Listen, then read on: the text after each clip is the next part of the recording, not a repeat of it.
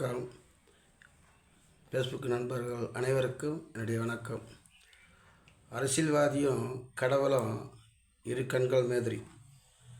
என்னடா அரசியல்வாதியும் கடவுளும் இரு கண்கள்ன்றாங்க. ஆமாங்க, ஒரு வேலை ஆகணுன்னாக்கா எம்எல்ஏ பாரு, எம்பி பாரு, கவுன்சிலர் பாரு என்றாங்க. அவங்களெல்லாம் பார்த்தா தான் ஒரு மனுஷன் இந்த உலகத்தில் வாழ முடியுது. அதே மாதிரி தான் கடவுளும். நேரம் சரியில்லைனாக்கா இந்த கோயிலை சுற்று, அந்த கோயிலை சுற்று, நவகிரகத்தை சுற்று, பிள்ளையாரை சுற்று, ஆக எல்லாரையும் சுற்றி வந்தால் தான் வாழ்க்கையே ஓடுது. ஆக அரசியல்வாதியும் கடவுளும் இரு கண்கள். இருவரையுமே பகச்சிக்கினா உலகத்தில் வாழ முடியாது.